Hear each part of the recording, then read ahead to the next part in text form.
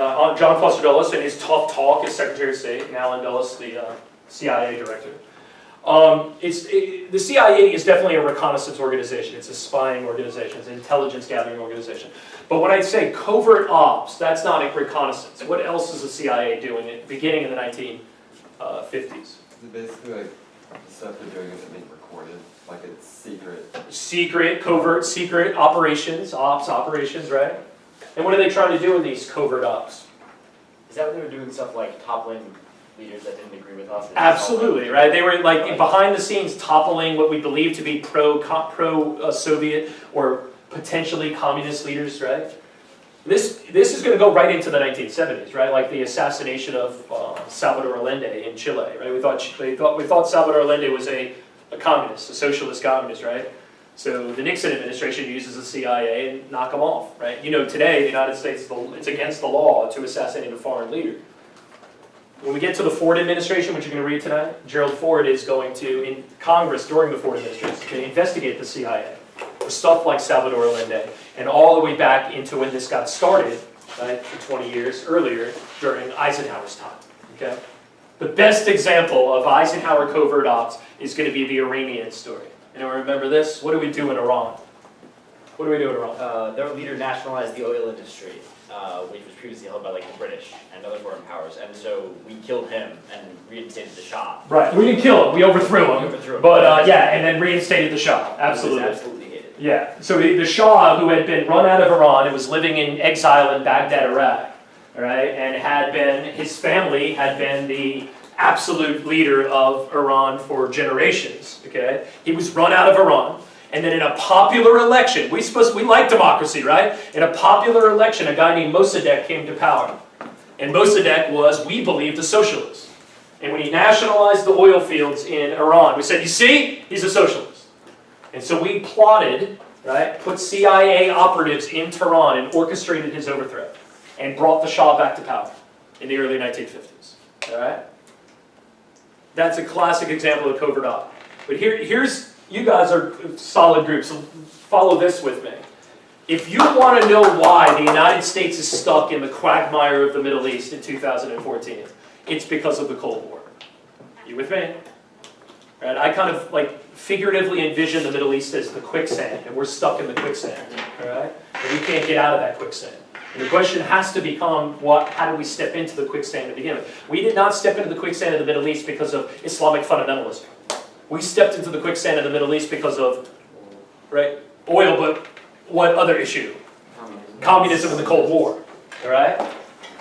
And so I kind of like envision the Soviets after 1991, like, yep, you won the Cold War, but you're stuck with the Middle Eastern problem, right? Because that's what we're doing. So we're now 20 some odd years removed from the Cold War, and we're still in the Middle East because of Cold War issues originally, all right? So bring me back to the Iranian story. So we overthrow Mossadegh and bring the Shah back to power. And the Shah will rule again in Iran for the next 25 years until the late 1970s, when he's overthrown. Overthrown by what movement? Wasn't it Saddam Hussein?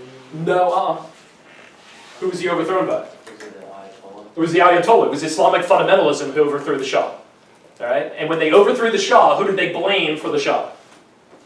Yes. Us. All right? Right after 9/11, I read one of the best books I've ever read in my life. I'm a history geek, but this summer, if you want a cool read, find the book All the Shah's Men. And it is the story of how we overthrew the Mossadegh in the 50s, put the Shah back in power, and how that all led to the Iranian Revolution of the 70s. And the reason why the guy wrote the book was, if you want to know why 9/11 happened, all right, there's a lot of reasons why it happened. But why we're fighting Islamic fundamentalism in the modern age, all right, starts here. We got to go. This is a good example of zipper theory. We got to go all the way back to the 1950s and look at this stuff, where we're not overthrowing Mossadegh and bringing the Shah with any thought of Islamic fundamentalism. It's all because we saw the world through one prism, and that prism was Soviet-American relations. We needed to make sure we were controlling the oil fields in Iran and not the Soviets. You with me? What other example on Eisenhower's list puts us deeper into the quagmire of the Middle East? It's right there in front of you. Suez crisis. What is it? The Suez Crisis. Well, the Suez Crisis is all about Egypt. All right? And you're going to read tonight about Nixon in the Middle East. Nixon's role in the Middle East is not about Islamic fundamentalism. Nixon's role in the Middle East is to make sure we're the dominant power there and not the Soviets. And again, when the Soviet Union falls, because we won that debate over who the dominant power in the Middle East is, we're stuck with later forces that we could not have predicted 20 or 30 years earlier. Am I making sense? All right? So what happened in Suez? What happened in Suez? Didn't the government nationalize the canal and it was run by the British and possibly the French as well? Uh-huh. In which case the British and French didn't like that, so the US teamed up with them to take the canal back. No. Everything up to what you just said was right. The last little bit, no. There's kind of an ironic twist on this one, but you're on the right track. The British and French invaded and America condemned them. We condemned the British and the French when they went into Egypt, and then we spanked them and put them in the corner. We said, Britain and France, get out of here, all right? And we stepped in and protected the Egyptians, okay?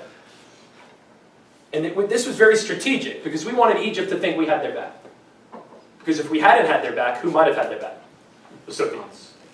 And we could spank and get Britain and France mad at us, but because they're best friends with us, they'll get over it, right? That's Eisenhower's theory. You follow? There are unintended consequences of this. The British Empire had dominated the world for 400 years. And it was pretty much a reality after World War II that we were the most powerful country on earth and Britain wasn't anymore. All right?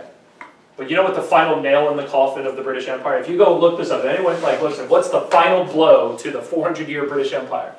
It's the Suez Crisis. And ironically enough, who nailed the coffin shut? We did. Okay? And so a lot of people in hindsight look back, especially when the Cold War lasts for another 35 years, that we're in a tough spot. Because in the early years of the Cold War, it was like the Soviet Union against the United States, but who was right there with us? Just kind of one step behind. Britain was. After the Suez Crisis, it was Soviets, United States, and Britain. Okay? You with me? It wasn't much of a team as much anymore. It was us. All right? And we're just pulling the British and French along with us now. Am I making sense on this one? It's a pretty big deal. And you know what's also negative about this? Is we thought that Nasser, who was the head of Egypt who had nationalized the canal, we thought that Nasser would appreciate what we did. So we're willing to spank the British and the French for some friendship with the Egyptians. And they didn't even appreciate what we did for them. We're like, well, that didn't work. Right? There was still animosity against Western forces, including the United States, even though we stepped in and helped them. Am I making sense? One thing your book does not tell you is the craziest part of this story. Britain and France actually did not invade Egypt to get the canal. Anyone know who invaded Egypt first in the Suez Crisis? Was it Israel? It was Israel. And do you know why Israel invaded Egypt during the Suez Crisis? Britain and France told them to do it. I'm not making this one up. This was like stuff you can't make up. I told you the first day of my job. Love history, right? Because you can't make this stuff up. All right? The British and the French did not want to look like a bunch of imperialists bullying Nasser and taking the canal back. So they got together with the Israelis and said, hey, Israel, invade Egypt. And then as soon as Israel invaded Egypt, the British and French forces came into Egypt and pretended like they were peacemakers, separating the two. And lo and behold, where would they end up as they were breaking everybody up? They'd be in the canal, right? But between the two places, right? Back off, right, stop fighting, right? We're here to save the day. Ooh, look what we found to do with the Suez Canal, all right? I'm not, that's crazy, all right? Why would Israel be interested in doing this? Yeah, right, well, Everybody yeah, in the Middle East. everyone hates them, right? You know, and this I'm not making up either. Israel becomes a country in 1948, and what happened the next day? The day after they became an independent country. Yeah, the other countries attacked them, literally the next day. All right? And who won that war? I'll give you an easy answer. All right? Not Israel. No. Here's the easier answer. If I ever ask you the question, who won a Middle Eastern war, you give me the same answer every time, you'll always be right. No country from the Middle East. What? No. Israel always wins.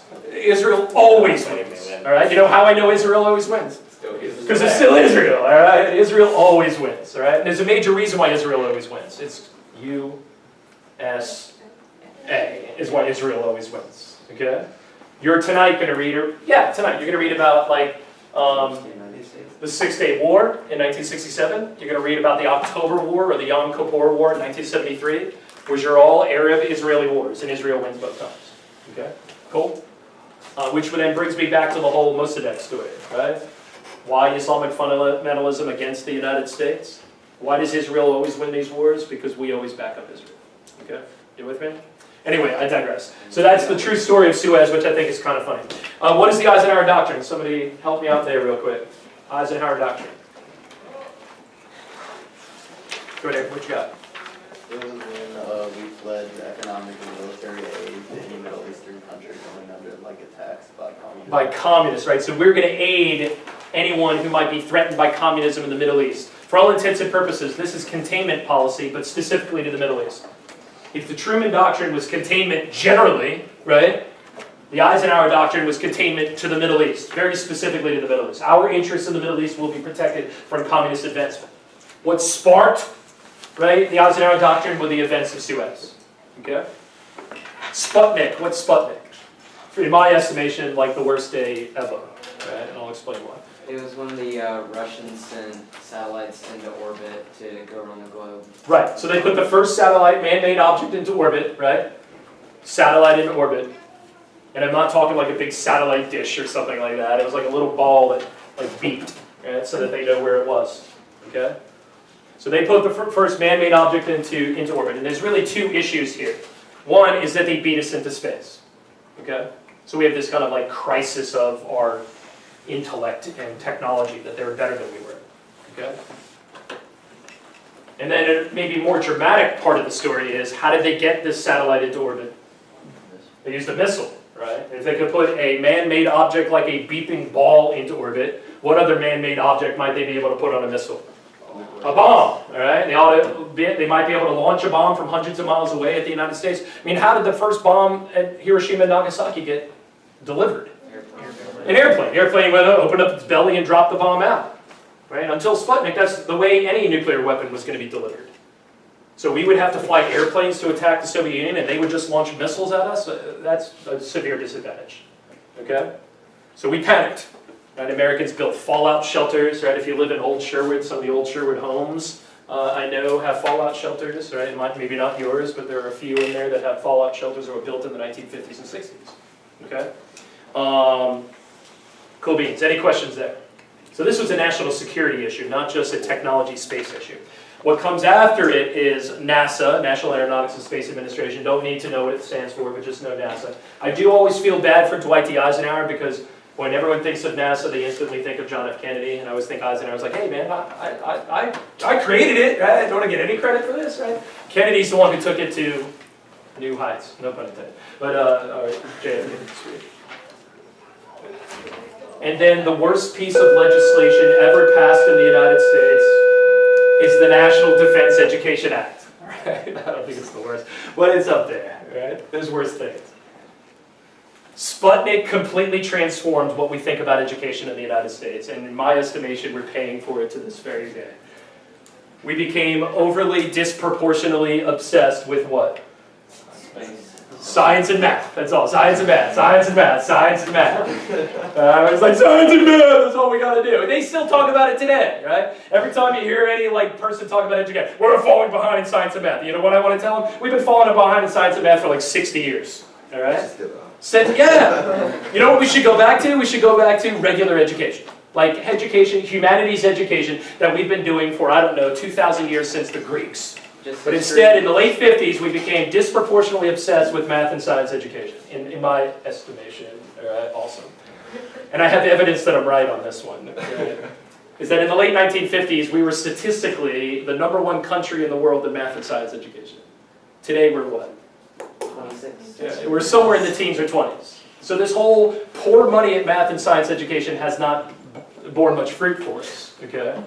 And I think what we've done is walked away from whole person education, right? What the humanities-based system had done for years in the Western world.